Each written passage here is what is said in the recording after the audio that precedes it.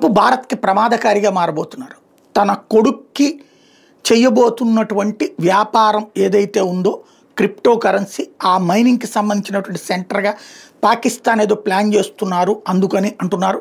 లేదా అమెరికాకు కావాల్సినటువంటి వ్యూహాత్మకమైనటువంటి సెంటర్ దాదాపుగా 7-8 దేశాలకి పాకిస్తాన్ కేంద్రం కాబట్టి, రెండో పక్కన అమెరికా చెప్పినట్టల్లా తానాతందాననే పరిస్థితుల్లో భారత ప్రభుత్వాలు ఉండవు కాబట్టి, పాకిస్తాన్ అయితే కనుక సైనికుడు ఎవడున్నా సైనిక పాలకుడు, సైనికులకు సంబంధించినటువంటి చీఫ్ ఎవడున్నా వాడే పాలకుడు కాబట్టి, పేరుకి పపెట్ గవర్నమెంట్స్ ఉంటుంటాయి కాబట్టి, అక్కడ తమ చెప్పు చేతల్లో ఉంటుంది కాబట్టి దాన్ని పైకి తీసుకెళ్లేందుకు భారత్ని డీమోరలైజ్ చేసేటటువంటి చర్యలకి దిగుతున్నాడు ట్రంప్.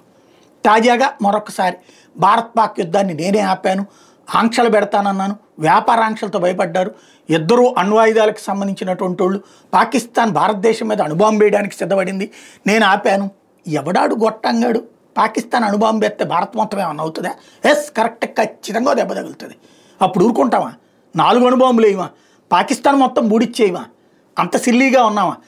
అమెరికా మీదన ఆ రోజున జపాన్ వాళ్ళు వచ్చి అక్కడ ఉన్నటువంటి వాళ్ళ పోర్టు మీద దాడి చేస్తే, పెరల్ హార్బర్ మీదన, అప్పుడు వెళ్ళి అమెరికా అణుబాంబులు వేసి వచ్చింది కదా జపాన్ని. మరి అట్లాగే చూస్తూ ఊరుకుంటుందండి భారతదేశం? ఏమన్నా అంత సిల్లీగా ఉందా?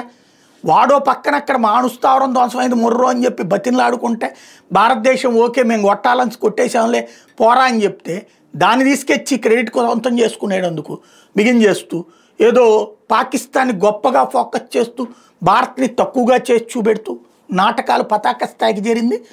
అమెరికా అధ్యక్ష వ్యవహారాల్లో ఇంత నీచంగా మాట్లాడేటటువంటి వాడు భారత్ గురించి ఇంకెవడు లేడేమో ఇప్పుడు.